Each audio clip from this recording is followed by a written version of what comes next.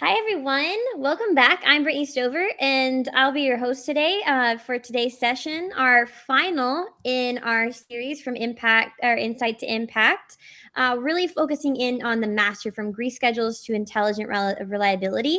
We're really going to talk and focus in on lubrication and how we can move beyond the traditional schedules into something more adaptive. And to walk us through that, I'm really excited to introduce Blair Frazier, our EVP of Commercial Operations here at UE Systems. He brings a ton of experience when it comes to ultrasound world, all things lubrication strategy, and really where UE Systems is headed next. So I'll go ahead and turn it over to you, Blair. Welcome. Thank you, Britt. I would challenge that, saying I bring a lot of ideas backed by a very ambitious, smart team of ultrasound and lubrication experts that are really helping us to strive in our mission to change the way the world lubricates. So good morning, good afternoon, depending on when you're watching this. I appreciate everyone taking the time. I want to start with just a simple statement as we get started here is, without a doubt, and I think we all can agree on this, what doesn't matter what numbers you use, is lubrication is the single biggest driver of bearing reliability. And at the same time, it's still one of the least controlled processes in most plants. So for decades, we've relied on fixed strategies, calculators, things like that to solve what I call a very variable problem.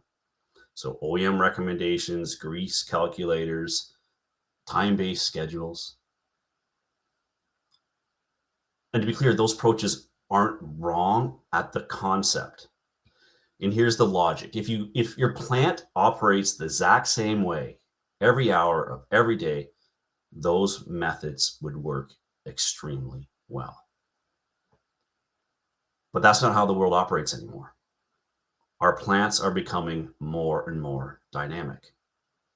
Load changes, speed changes. And many of you on this call listening to this, how many VFDs do you have in your facilities now? Environmental conditions changes. Contamination can come and go. Even the same asset behaves differently throughout just a normal day. It can be exposed to so much variability just in a normal day. And yet we're still applying lubrication strategies that assume consistency. It assumes that we operate the same way every day. And that gap is what's driving a lot of our challenges. So just to get started here, what I want to do is just understand where everyone is coming from. And if you can, what I'm going to ask you, and Britt, if we can launch a poll, just a poll question, just to give me an idea of how many lubrication experts do we have in this area and how many aren't. So how would you describe the current use of your condition-based lubrication? So I'm not currently using it. I'm exploring or planning to implement. I'm actively using it on selected assets, scaled across multiple areas of sites, or heck, you know what, I'm killing it. Advanced and fully optimized program. We'll give you some time here to work your way through that.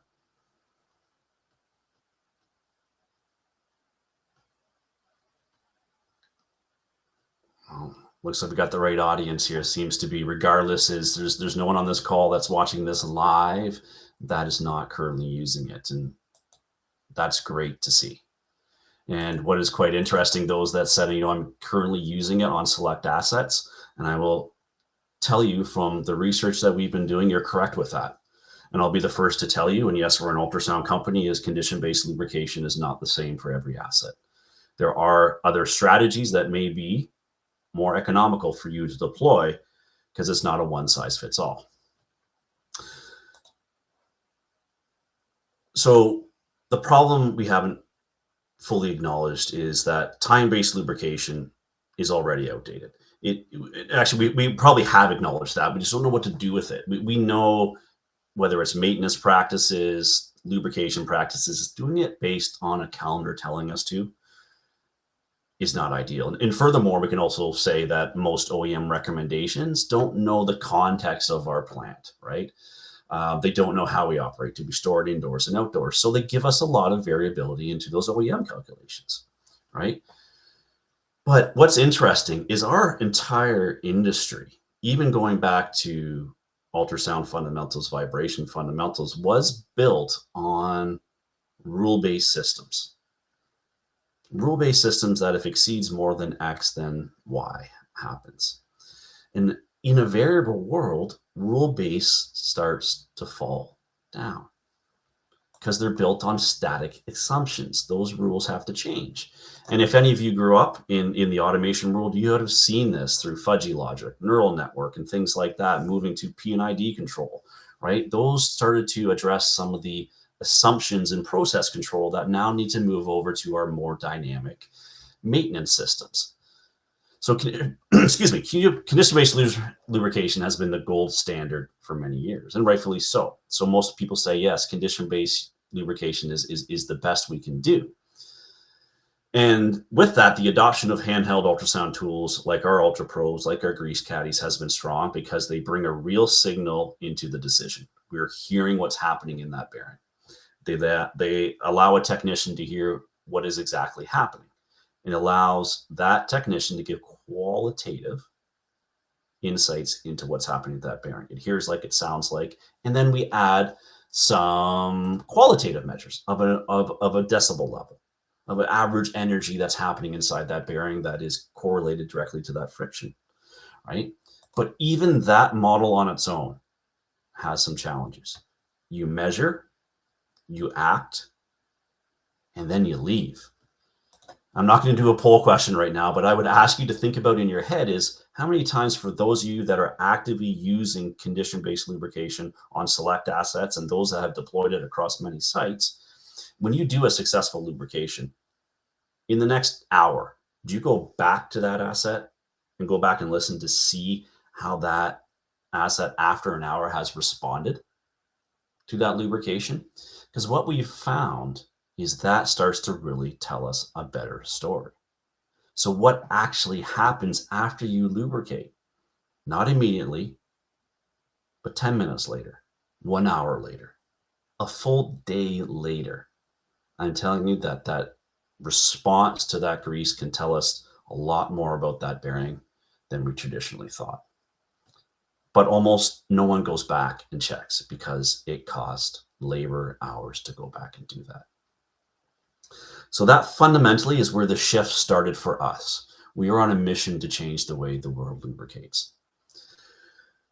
When we built a fully connected and wireless condition-based lubrication system, something changed. Something changed fundamentally in what we thought about lubrication.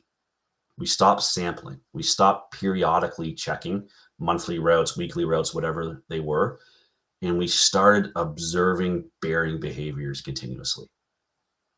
Our on-track system that was once wired, that is now wireless, never stopped listening. It's there after you lubricate, and it's there after 24. So after every lubrication event, every response, every anomaly that happens, it's captured in real time.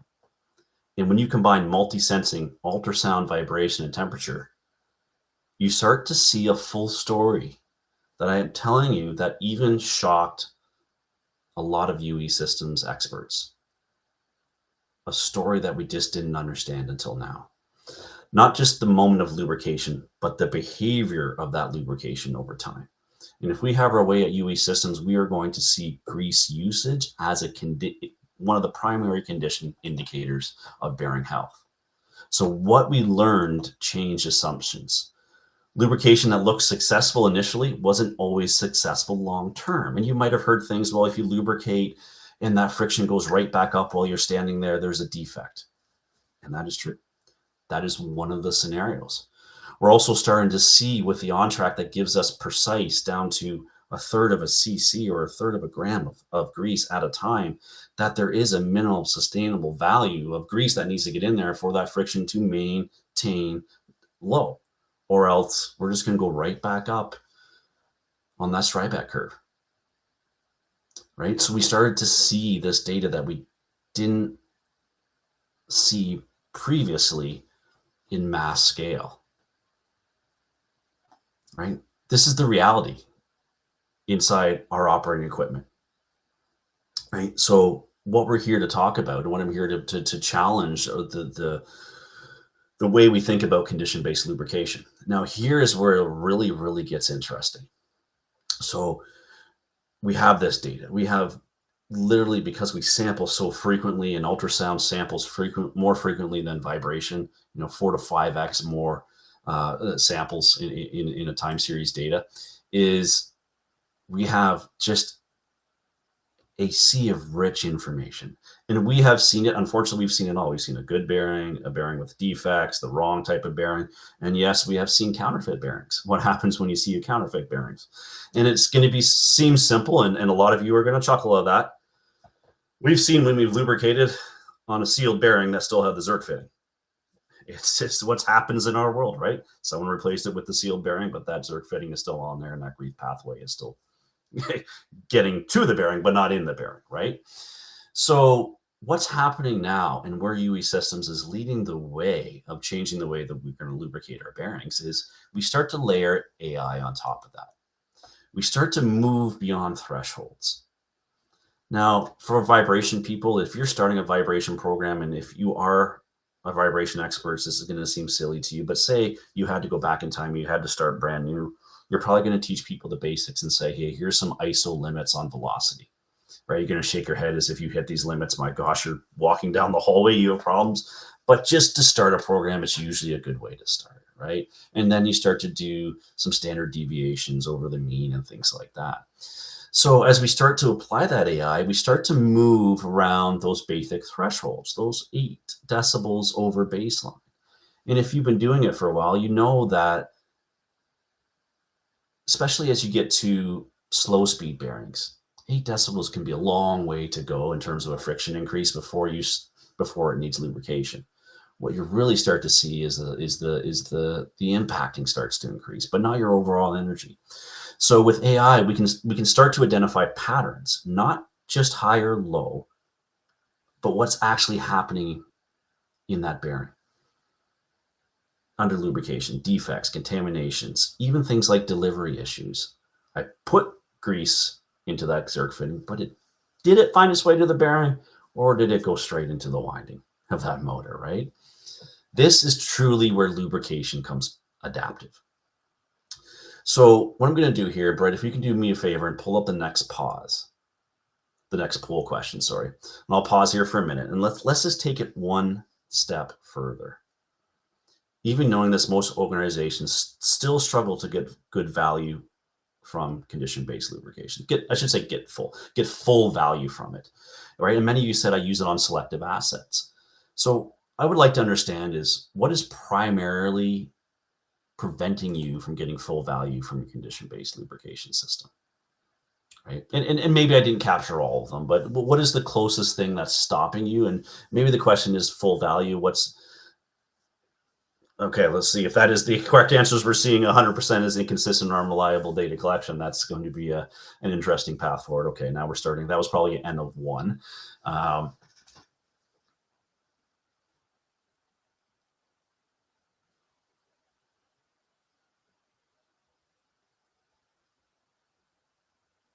Okay, this is excellent results. For those that are doing this poll, thank you so much for participating.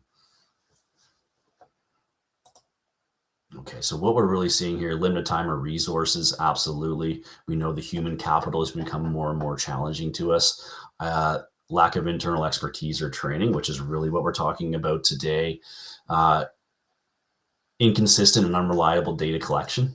Yeah, right. And we know that. We know if you take a measurement from a different spot on that bearing, you're going to get different results. And what does that mean, right? So that repeatability becomes a big challenge. And that's just not for ultrasound, vibration, and everything. Load zone versus not load zone, right? It is going to give you different results, right? So what you'll notice in these answers is it's not a technology program on its own. They're all tied to execution, interpretation, consistency problems, right? There is technology can help solve some of our problems with repeatable data access. We don't need humans to go on it. But that's what we're really trying to move forward at UE Systems is we're trying to solve a more complex problem. We're trying to move away from rule-based if-thens and understand what is truly happening in our machines. And I would say, even if we tried to do this 3 years ago, the data wasn't there. and the processing power wasn't there for us to be able to do that. But now they are, right? So I want to merge into a masterclass. I want to merge into what UE Systems is launching and going to be bringing to market is for people like you that are on this call that have invested with condition-based lubrication, and you're getting value from it, but you want to get full value from it. Is we have to leverage, and this sounds cliche, but the people, processes, and technology all in one. So we really designed a masterclass. And for those of you that are watching this or attending this, I have an invitation for you as well. So what we're doing is we're going to be bringing forward a condition-based lubrication masterclass, a one-day intensive masterclass that's going to go through those scenarios we talked about. We're going to go through scenarios. What happens? What do you see in ultrasound? How do you make decisions? How do you not rely on a rule-based system when you are at that bearing and you are lubricating? And guess what? You hear nothing. I put grease in. You know what? Marketing is going to tell you, well, if you hear it go up, you're over lubricated. You hear it go down, I've under lubricated. I can say from my experience, and I'm nowhere near an expert and have lubricated as many bearings as you have, but my majority of the ones I've lubricated is I put a bunch of grease in there and I hear no change. And I question to myself, did it get into the bearing? Was it already overstarved? And you start to think, right? That's the challenges we're going to face. But first, I want to be clear. If we don't get the foundation of lubrication right, what is the foundation is understanding the failure modes of lubrication on a bearing, understanding why grease selection matters. At UE Systems, we're not a grease company. We don't plan to be one. Ultrasound or condition-based lubrication picks off once those fundamentals are done. But if we don't get those fundamentals right, no amount of condition-based lubrication is going to help you. If you're putting the wrong grease in there, you're going to have to go back more often to get that friction in control. So we've designed this course to layer the foundation.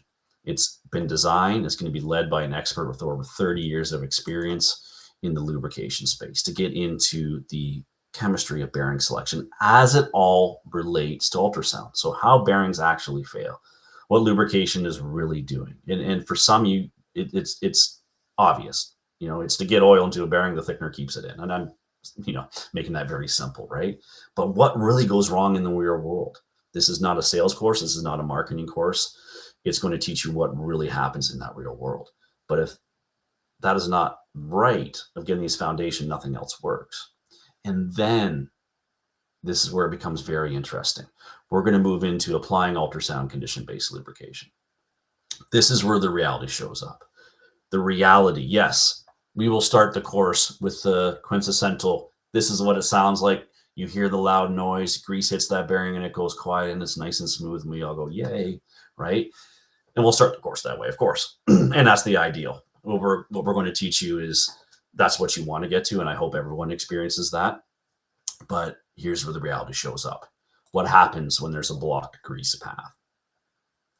What happens when there's signal interference? Just like I'm challenging us at UE Systems that the world is becoming more variable. We're seeing more VFD noise. We can have a VFD noise compete with the ultrasound noise to a level where we can only hear the VFD. The signs of lubrication are down here. So we're just hearing a VFD hum. It's beautiful. You could probably sleep to it. You're not hearing that subtle signs from that bearing. So what do we do in that case? Well, there are techniques that we have. And a lot of you probably know them, right? Of our unique way of frequency tuning and trying to move our band outside of that noise and things like that. We can tell you, and we can start to show examples of, and for those of you that know, right, depending where you are in the world, it's pretty easy to pick up a VFD signal versus a bearing signal.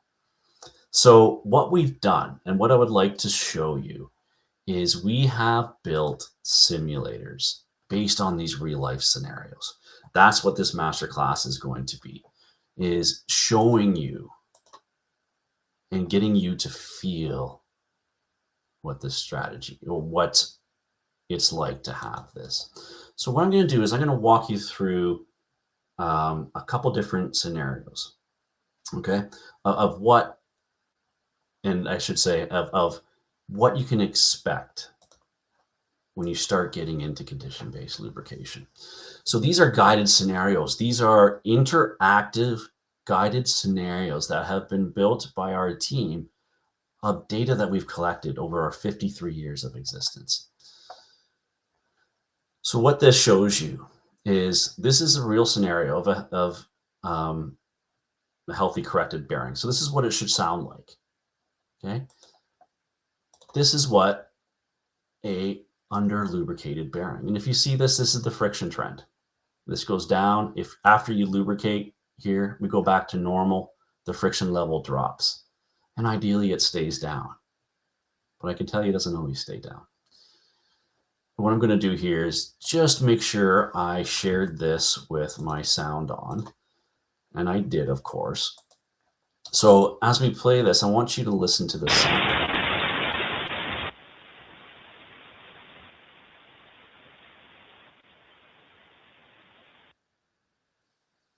It got quieter and quieter. And if you notice, 10 minutes after, it still got quieter. 24 hours, it still got quieter. Yes, it depends on the bearing size, how much grease, right? But we need that churn cycle, right? This allows us to interact with this data like we never have before, analyze that data. We can see what the waveform looks like. We can see what the spectrum. We can give ourselves a test to see what that data would look like. And of course, we can actually use diagrams to say, hey, what's actually happening with this? What do we expect to see?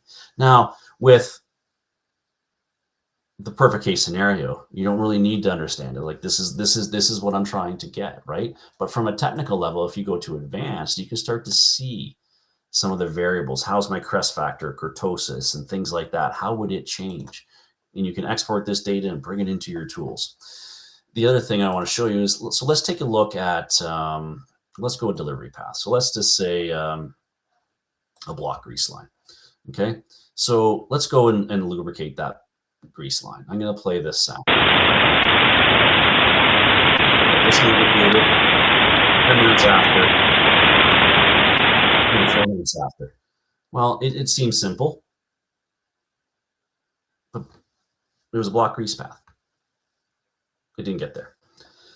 Now, what we have seen is we also have another scenario where, and I'll use this as an illustration, is our grease tries to come in. We can't get in. There's block grease paths. And the same can be with our remote grease line, right? Is you won't see a change. And over time, you're going to see that friction level increase and increase.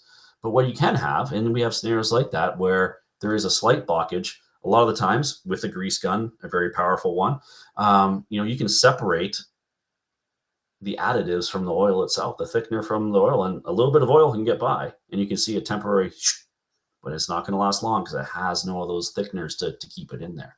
All of those scenarios are part of this new masterclass to be able to play with them to experience. And just to give you an idea of all the scenarios, procedural areas, lubrication areas, and we're constantly building this. By the time we launch this masterclass in a few weeks, right, is we have wrong grease type and of course the percentile is what happens if I have a bearing defect, if I have VFD noise, if I start to have fluting in a bearing and I'm trying to lubricate, right? All those strategies are going to be here to explore and play with. The other part that I mentioned earlier as well is condition-based lubrication is good and is very, very good in a dynamic world. And what I want to show you here is part of our masterclass is understanding there's not one size fits all, right? And many of you have indicated that already. I'm going to pick an ABB 50 horse motor. And what I'm going to say in this scenario is it's, for simplicity's sakes, I'm going to say it operates 24/7, okay? I'm going to go out on a time-based, every 30 days, lubricate, condition-based, I'm going to expect every 30 days. And you can play with all these numbers, okay? I'm going to have an automatic single point lubricator that's based on time, that if it needs 10 grams every 10 days, it'll put in 1 gram every day to get to that quantity, right? And what we can start to do is simulate. So I want to simulate here a stable plant. And this is built on first principle models. And what you're going to start to see is, man, if you have a motor that never changes the load, is in the same conditions, like you're in a clean room in pharmaceutical and it's just the same temperature every day, all day, man, time-based In fact, what this is telling you is auto lubrication with a single point lubricator is your lowest risk. It's probably going to meet the needs. And this is all supported by data that you can start to go through and start to look at, what the ultrasound signals would be, the number of lubrications events that it would have hit, energy, and I'll get into energy and more ability, but you can start to roll that out to 80 motors. What would that start to look like, and what my possible savings could be? But let me give you this scenario. So let's all of a sudden this motor's outside and all it experiences is 4-season drift. Okay. That's all it's doing. Is what we're going to see is a completely new level of risk. Our auto lube is not going to be able to adjust for that, our time-based, our route-based condition. And if you can still see, because I'm doing every 30 days, it's slightly better than time-based, but it's still not better than an auto lube, right? So there are some financial considerations you need to do. But the reality is, gosh, our RPM variability now in VFDs go 24. If I know this is in Celsius, you can change the units, is not uncommon to get very low humidity, right? And we can run that simulation again. And essentially what this is going to teach us is the more variable, the more condition-based starts to really, really matter for you, right? And this is meant to be a justification why to get in condition-based lubrication, and what you can also notice here is even in condition-based lubrication, because there were so many changes, is we used with the on-track that's continuously monitoring, it's looking for those scents, it actually used more grease. Now I gave it pretty harsh scenarios of constantly changing scenarios, but it's not always condition-based lubrication is going to save you grease, right? Your primary objective is not to save grease. Your primary objective is to save that bearing, right? So as we get through that, that's what we can start to expect as we move through this, right? It allows us to show different comparisons, different lubrication approaches, which I think is going to be very valuable in this market. So my outcome from that is there's no single best strategy. There's only a right strategy for that application, that environment, and the way you operate that. So then we get into all those different scenarios with the sound files. What we want to do is start teaching real life scenarios. It takes, that 10,000 hours that is well documented of experience you need before you become an expert. Is there a way we can bridge that gap now with technology where you don't have to hear a blocked grease line or a bearing that has fluting or VFD noise the first time the first time you see it shouldn't be at your facility. It should be through these simulations that's built off this live data. And that's our goal moving forward. So just briefly before I close out here, as I want to talk a little bit about the future of lubrication, and I want to talk about with connected systems and where AI is heading. And now we clearly see, we can see healthy behavior.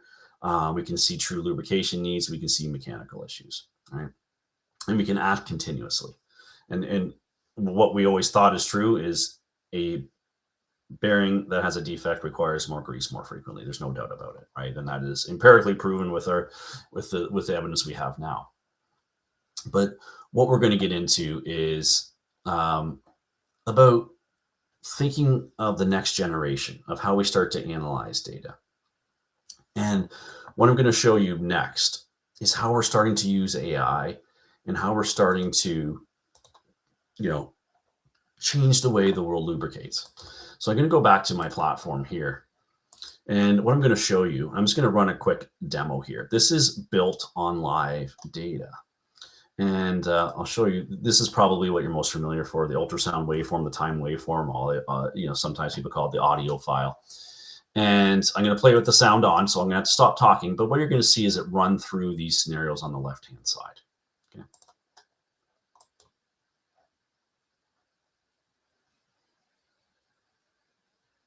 Okay, so right now it's in normal mode. Oh, I didn't run the demo, that's why. It's going to go through. Now we're in under lubrication, so our friction level goes up, our waveform starts to increase, and I turned the sound off so I could decide to talk through this. A bearing fault. What do we see in the ultrasound waveforms? What do we see in the spectrums? and of course a severe bearing fault. At any point in time, we can go through and we can, okay, now I'm running back to normal, right? Let me give a severe bearing fault. All right, let's that friction level get up. And what happens when I lubricate? Of course, when I lubricate, that friction level goes down. It's probably not going to reach all the way down to baseline. It's going to go back up. And we can start to see that. We can hear it. I know it's not playing in your ears, but we can start to hear that. I wanted to be able to talk our way through. What we have coming out is, as we change the way the world lubricates, is starting to use different variables and processing them in ways, to be very honest, that vibration has been doing, but adding the ultrasound piece to it is two variables, looking at an impact trend and a friction trend. So the impact trend is a trend of how much impacting do we have in that bearing. And the friction score is how much friction energy do we have in that bearing. And it becomes quite simple as you start to play with these scenarios. As you start to play with these scenarios, now my scaling is a little bit off here because it's the post, but what it's going to tell you, if I have a bearing that needs lubrication, but has a mechanical fault, both my impacting and friction. If I have just a mechanical fault, it's very periodic. It's a high impact score versus friction. So those two values of how we start to use those values and trend those values and how they rise together and fall together tells us a lot about the health of that bearing. It is diving deeper into that 8 decibel change to give us more insights to what's happening in that bearing. That is made possible by the reliable, repeatable, consistent data that is coming from our connected solutions now. So this tool is part of the learning that we can go through all these different scenarios. You can listen to it and you can understand what happens when you add grease. So I truly believe these types of scenarios are going to drive the future of lubrication. The other thing that we're very excited for, and some of you might have caught wind of this, sometimes these great secrets come out, but is as we change the way the world lubricates, is we need to change the way the world analyzes its bearing. So we have a new signal analyzer coming out that's going to replace spectralizer that allows us to look at this data in new ways, to use automatic diagnostic capabilities to start to look at how lubrication was performed. And what you can see here is I just added 2 wave files from an ultra probe over each other. Actually, this is from a 950. I should be correct on that, from our wireless sensor. And we can see clearly here the lubrication impact. Certain things like even normalizing sensitivity. So we have the ability to change that sensitivity that many are familiar with, but now we can normalize it so everything is equal. We can see the true impact. We can do envelope spectrums. We can do harmonics. We can put filters on and things like that. We can put the bearing database in there. So I think it's over 88,000 bearings. Start to put those markers in there. But what I want to challenge is, yes, are we going to do that for every bearing? Of course not. UE Systems has leveraged AI to build a co-pilot. So what I can ask it to do is just go in, all loaded signal, and just compare this signal. Compare these 2 signals. And we have trained this to the best of our knowledge to be an ultrasound expert. Again, this is artificial intelligence. We've spent a lot of time to give it guidelines on saying, if you don't know, so if you say, hey, is there bearing defects, and you don't give it the RPM, it's going to say, well, you know, there are some spikes, but I don't know the bearing number. Can you give me the bearing number and RPM, right? And this type of information is what's going to be really, really informative. And we're going to start to explore that in this masterclass, right? And yes, so it's analyzing 22,000 data points per second. So times 2, because I have it analyzing on both the data. So you can start to see it. So it can give you, what it starts to see, details. So evidence is clear. Reduction in ultrasound RMS and peak immediately after lubrication, alongside a modest change in impact. And you can of course expand on this and add evidence, and it gives you the confidence level that I think you need as just an expert sitting next to you, right? And it's going to give you all this detail that you can export. Where case studies of where we've seen this before. Of course, we've trained it on many, many good lubrications, right? And if it starts to say, hey, this one has a lot of spikes in it, and I'm simplifying, a lot of impacting after that, then You still might have a bearing defect in that. It's not nice and smooth, but it could be just the way they operation. So as you give it information, it's going to get better and smarter and smarter, right? So this is how UE Systems is changing the way the world lubricates. So if there's anything to take away from today, I know we didn't get too technical, but the intent here is to invite you to this masterclass that we're doing at the start of ultrasound world. And here's the catch. This masterclass is completely free. If you register for Ultrasound World, we're doing this masterclass completely free of charge. All the simulations you will have access to, leaving it all the calculators, including the new analyst tool that I just mentioned, right? What we're trying to do is change the way the world lubricates, and we need people like you to help us do that. What we ask in return is, this is our inaugural class. We want to know what resonated with you. Where do we need to go deeper? Hey, that's basic stuff. The world already knows that. Let's go deeper into this section. We have a day together to go back and forth. So lubrication is no longer about applying grease. It's about understanding how machines behave and responding in real time. That plants will make this shift, and we'll see it in reliability, cost, and performance. So with that, I want to extend a personal invite. And yes, if you didn't like the way I delivered this course, I'm also at the masterclass, so probably best. But no, all jokes aside, I truly hope that this is motivation enough. And what I'm gonna, you'll have access to this video. If you need justification to your management, to your leadership, and why you need to go, I'm hoping these tools, these simulations of this training can fundamentally transform your lubrication program. And I truly hope to see you at this masterclass. So thank you. Britt, I'll hand it back over to you just to give some closing remarks if needed.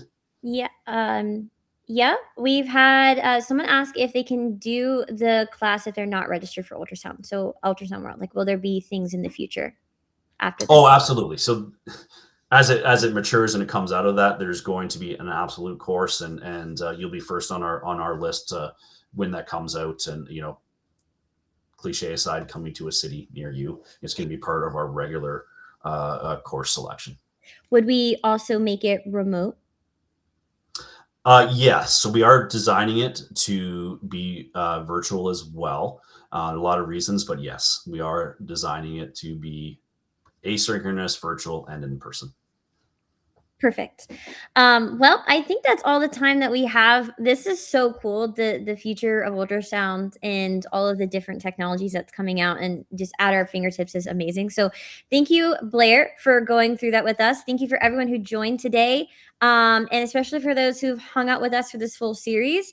Even though this series is going to wrap up, we do have more live events coming up. So stay tuned. If you're not following our social channels or connecting with us, make sure you are. And thanks again, everyone. We hope to see you at Ultrasound World. And if not, on another live event. Thanks so much. Thank you.